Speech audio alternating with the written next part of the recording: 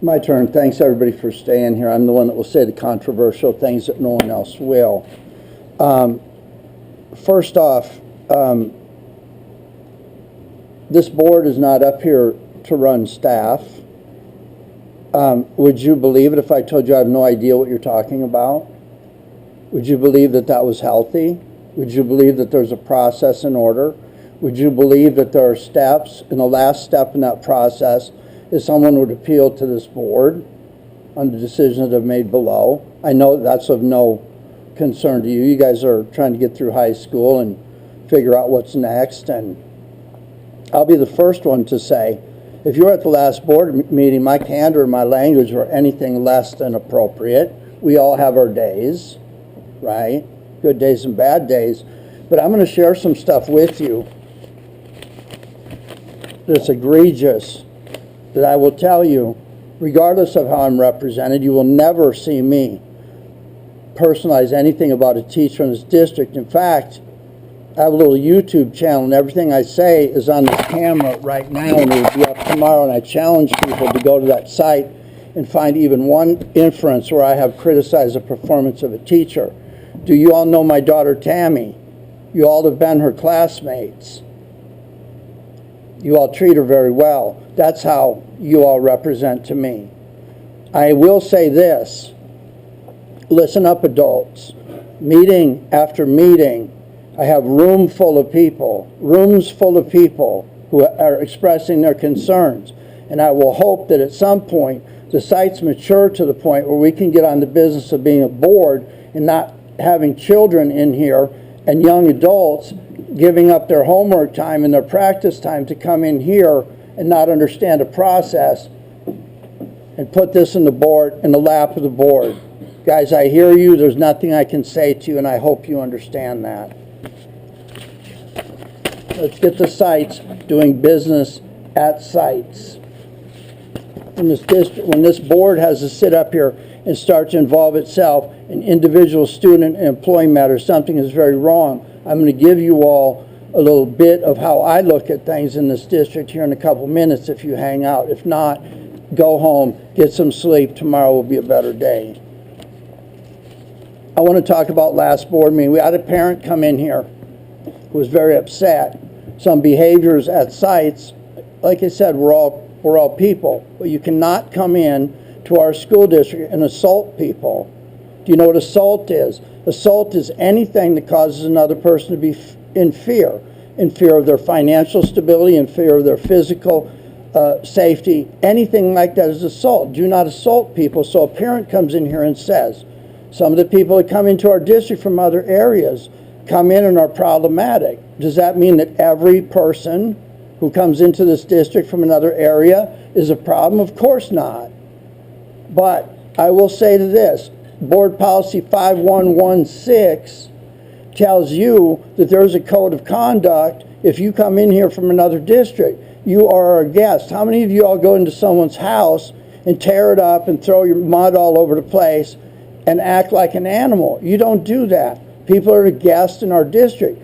I would like to see the administrators give us a presentation on exactly what the policy is and what kind of contract, behavioral and performance contract, you sign when you come in here as a visitor to our district.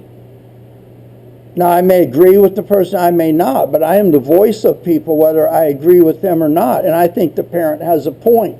So if staff is listening to me right now, we can expect an agendized information item about what kind of policy there is if you're going to come into our district, if you don't behave, or if your performance is low.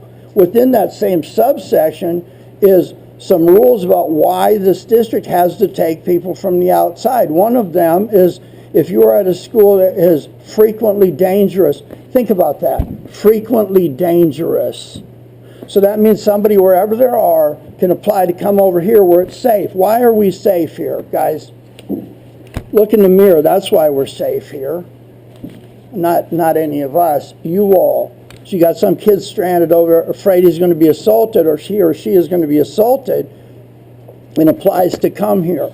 That is one of the reasons, if we have space in this district, that is one of the reasons that we allow people to come in here. But I want to review this so the public understands. I do not want parents coming in here and not understanding why we are required by law to take some, but I need some accountability when it comes to kids that are coming in here and making it unsafe and undesirable a place where our local kids don't feel safe.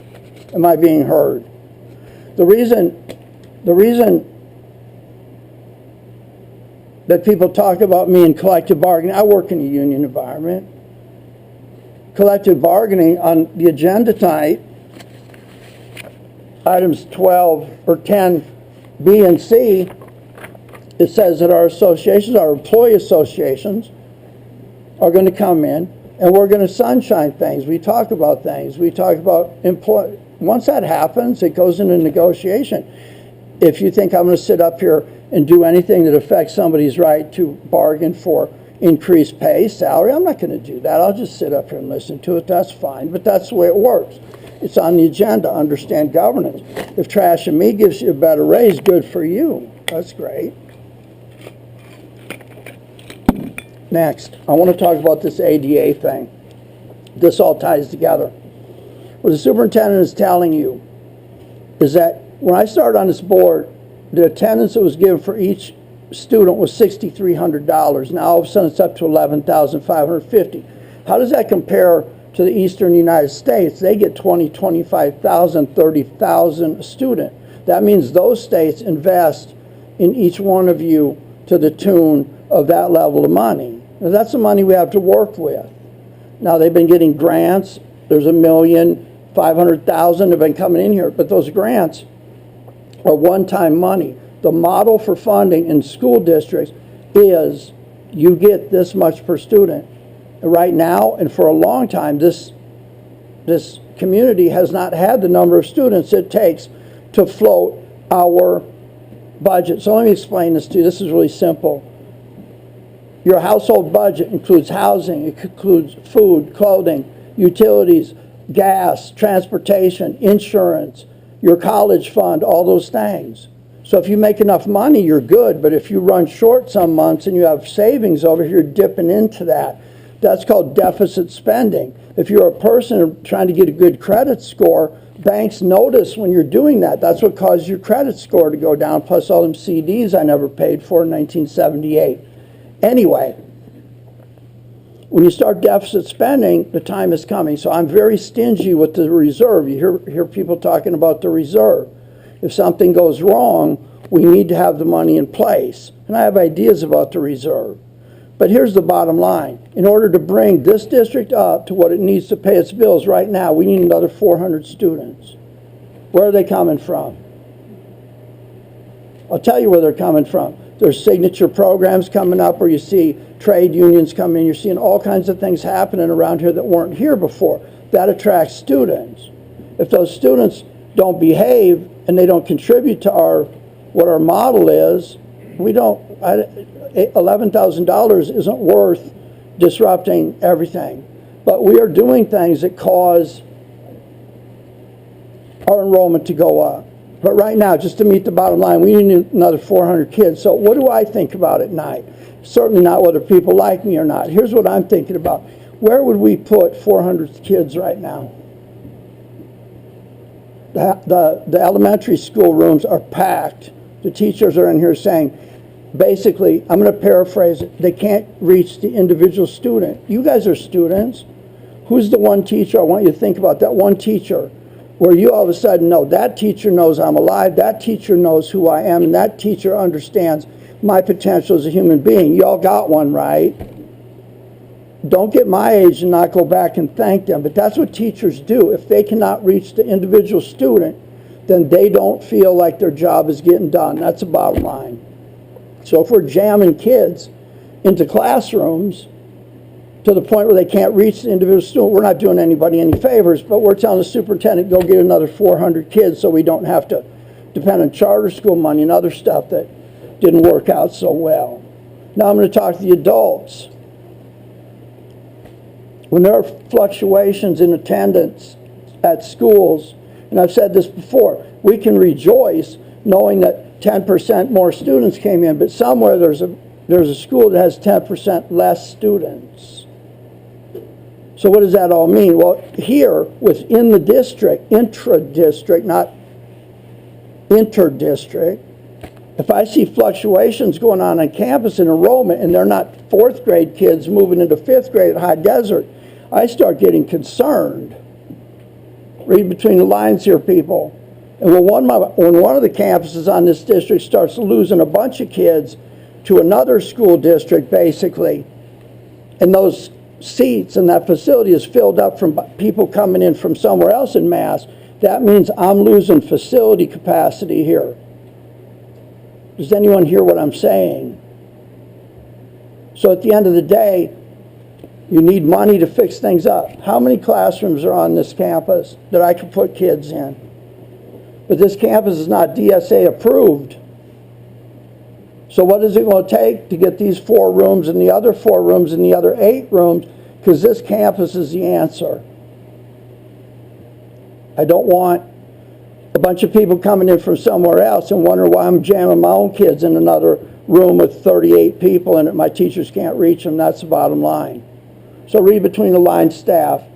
I'm expecting somebody to finally start looking at the reserve and budgeting something and coming up with a plan that says, this is the answer. I don't know what's going on over there. I'm getting wore out on it, though, whatever it is. So at the end of the day, when you go to the public and ask for a bond to build your school, how y'all like your high school? Well, at the end of the day, it used to be a bunch of trailer houses and some fine people come out of there and went out into the world, came back here, they did great. But y'all have a fine school and people paid for that school through a bond. So if you go out and propose a bond to people because we can't keep our own schools full enough that everybody's coming in from somewhere else, and I'm displacing my own students and creating impossible work circumstances for my own teachers, and I go out to the community and say, hey, I need some money to fix up Acton School. There are people right now that are making decisions on whether or not they can buy food or medicine. You know somebody like that. You know people are making food decisions because can't afford to drive into LA to get to work. You don't go to people like that. You don't go to people who are your grandparents on a fixed income. You're watching stuff rise faster than they can afford it and ask them to contribute to put a school while we're giving away floor space somewhere else. So the bond's not the answer. And here's another problem with bonds. People who pay into the bond, if your parents pay into the bond, they would have the expectation, my students and my grandchildren will benefit from this bond. But how many colleges do you go to or will you go to where you're trying to get your basic classes out of the way the first or second year, and you're told, even though you're a local student, that you can't get in because there's too many kids, and people that don't pay on the bond are coming in from everywhere. This is all stuff y'all don't need to worry about, but someday it'll hit you and you'll go, I get what he was talking about. I'm going to end this with this. We need to start planning about this crowding we have in the classroom right now. This is just the start of it. Because the more success you have, the more people feel welcome, and that's by you guys. Enrollment's going to go up. Finances are going to get better. They have to. But I want to share a couple things with you. Y'all ever hear of a kid named Anthony Avalos? He was beat to death after he was tortured in Lancaster. The county supervisors just approved a $32 million settlement to his family. Do you know what $32 million will do? It will take every student that I have in Vasquez this year that's a senior, and I can send them to UCLA on a 4-year free ride. How's that? But instead, that money's being paid off by an insurance company that's being squandered off. People lose their jobs. It's pitiful. At the end of it, listen up, adults. There's another defendant in that case, and who that defendant is a third party that was supposed to be out watching people. Why didn't they have county employees do it? Well, because their benefit packages are too high, their insurance costs are too high, their retirement, unfunded mandates is what they call it. But that company, somewhere within that company, had visited that boy's house several times, and now he's dead. There goes more of your taxpayer money. Finally, there's one more that's more recent. I want you to think about this, all of y'all. Think about this happening at your school. Santa Monica, Malibu Union High School. I work over in there. I've been watching them talking about their boards, talking about splitting those two districts. Well, you don't always know what's going on. Sometimes things happen back there 2 and 3 years ago that you don't know about, and we can't talk about them. What was going on over there is somebody, get this, takes a kid who cannot talk, twins, cannot talk, very low cognitively, no communication things, roughs them up, habitually throws them around, bruises them, and when they react, the person was putting alcohol spray on their hands, and they would always hurt themselves doing this. You know how kids get sometimes. They were punishing these kids with alcohol on their hands. $45 million. So when we talk about the little things we got going on here, we're not them kind of people that tolerate that kind of behavior. So guys, whatever you got going on, we care for you, we trust you, you're the pride of the future of this community, never forget that. Be proud of yourself that we don't have this kind of thing going on at your school. Thank you all for coming tonight.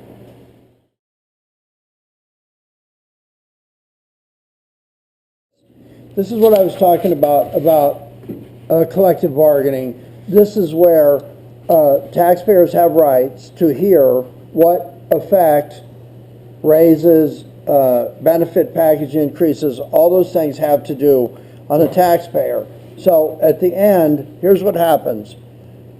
We negotiate, the district team negotiates, the association teams negotiate. They open up what they want to negotiate about this year. Might be the whole contract, might be pieces of it. At no time does this board become involved in the negotiations other than when parameters of it are sought in closed session. This is not an open session discussion. I don't sit up here and say anything about it. This is why I remain silent. But at the end of all this, here's what happens. Everybody knows this. The district team knows it. The associations know it. At the end of the negotiations, all of this is sunshine, and it's sent to LACO, Los Angeles County Office of Education. They look at what's being proposed and what it has on the out years in the budget. And so once that gets through, the recommendation comes back to approve it. There's no collusion. There's nobody. When we sit up here, if I were to say anything about the negotiation, what I felt about it, I would be breaking the law. So I can't control what somebody decides to portray from there, but I will not engage in that. This is the opening of the collective bargaining agreement, and it will go on until it is announced that finally it has been approved, at which time Mr. Mirza will announce it at 2 meetings, which meets the sunshining requirement by state law. During that time, I will expect that no one will say anything up here that would be either pro, against, neutral. Don't comment about negotiations. If someone chooses to do that, I'll be happy to sit up here with a stone face and do my part to keep the law valid.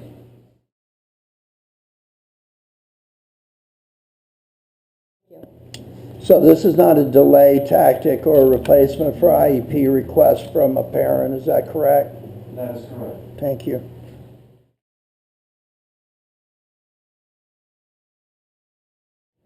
I have two. I would like to see the high-speed rail memorandum from the district to the rail authority made an informational agenda item, so this document appears in a board agenda formally. And next, I would like to have an informational session on inter-district student transfers, what type of contracting is necessary for people to come in from another district. I'm most interested in any board policy that has to do with behavioral and academic performance. And then I am interested in the public understanding under what rules are you required to take students by law, and what the district's rights are in being forced to take students that are under expulsion plans from another district. Just an informational item, please. Could I have the support of the other board members in those suggestions?